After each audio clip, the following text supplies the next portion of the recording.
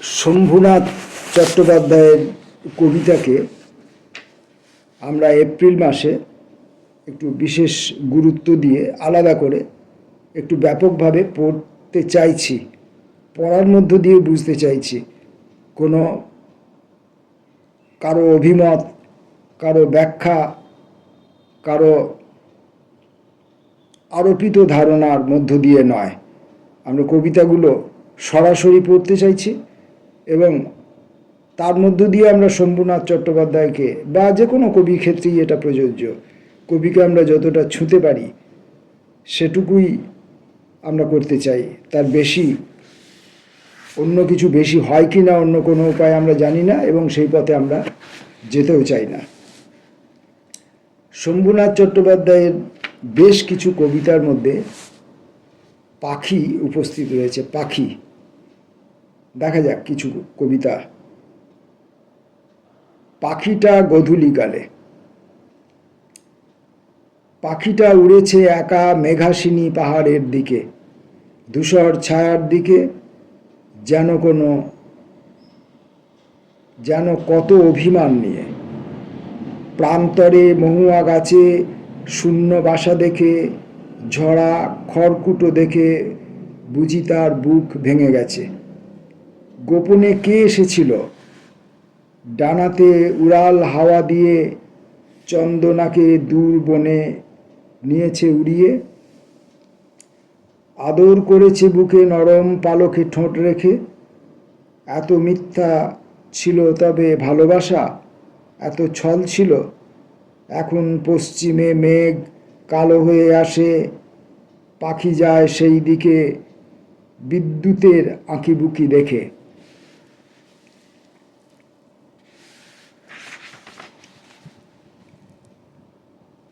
পাখিটা আর জলঘড়িটা। ছোটবেলার স্টেশনে জলঘড়িটা ছিল রাঙামাটির কলস থেকে গোপন ধারা জল। খড়মাটিতে বিন্দু নাকি সময় ঝরে পড়ে, জানি না ঠিক তখন ছিল কেমন দণ্ডপল। গেটের পাশে টিকিট ঘরে টরে টক্কা খেলা, বাইরে ছিল দেওয়াল ছবি কাশী হরিদ্বার। আরেক দিকে বৃক্ষতলে ঝরা বকুল দেখে বাতাস এসে কুড়িয়ে নিল শীতল গন্ধ তার।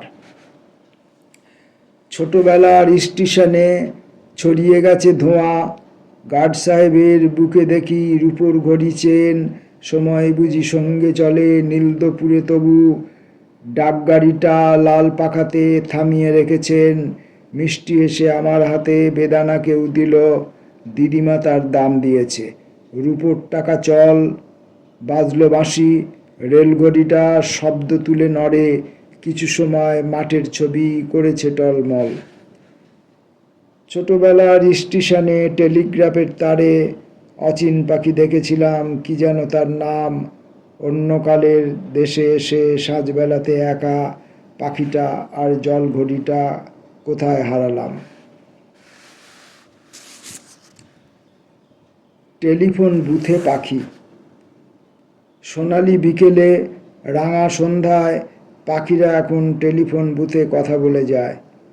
আমাদের ছিল অন্যকালের কুহেলি আকাশ, অন্য পৃথিবী, ছায়ার রহস্য, জল মাটি ঘাস। ছুটির ঘন্টা, স্কুল গেটে আলু কাবলির পাতা উড়ে আসে, সেই দিকে চোখ করে তিরতির। পল্লী জ্যাঠার ভয়ে চুপ থাকি, পাশে ভেসে যায় রৌদ্র বাতাসে চঞ্চল পাখি। বাগানের পথে হাসির ঝিলিক, উৎসবকালে সদ্য শাড়িতে ভীষণ অচেনা।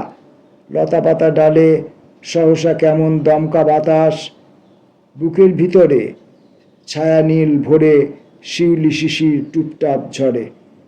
পাখিরা একালে টেলিফোন বুথে ডানা ঝাপটায়, মায়া কাননের স্বপ্ন কথায় কত কিছু চায়।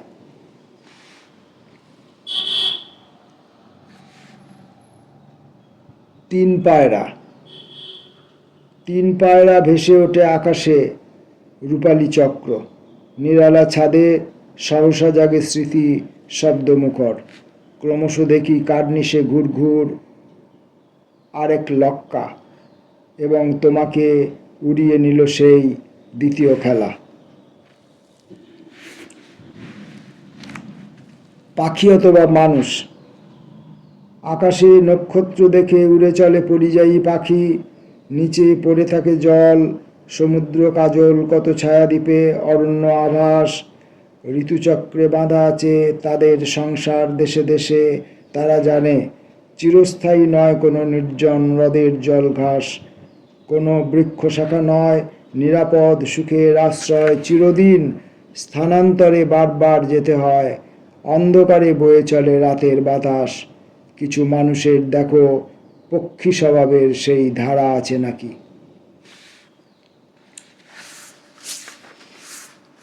পাখি প্রসঙ্গ কবির প্রচুর কবিতার মধ্যে আছে, আমরা হয়তো সবগুলোই পড়ব, কিন্তু আজকে আর একটি মাত্র কবিতা পড়ব, ছোট্ট। বর্ষা বিকেলে। আমার গলার পরিস্থিতির জন্য আমার পড়তে অসুবিধা হচ্ছে, সেটা এতক্ষণ টানা গদ্য পড়ছিলাম, সেখানেও আমার কণ্ঠস্বর উঠছে না, গলা ভেঙে যাচ্ছে, বাক্যগুলোর মধ্যে অসঙ্গতি দেখা দিচ্ছে। বর্ষা বিকেলে পাখি। বর্ষা বিকেলে সেগুন পাতা দুটি পাখির ছাতা, ছাতার নিচে যুগল টুনটুনি প্রণয় শুরু, মিষ্টি আদর কিছুটা খুনসুটি জীবন ছবি, নীল বাগানে মেঘলা আলো ছায়া, স্বর্গ এখন। পাখিকে প্রাসঙ্গিক করে লেখা আরও কিছু কবিতা আমরা পরের ভিডিওতে পড়ব। নমস্কার।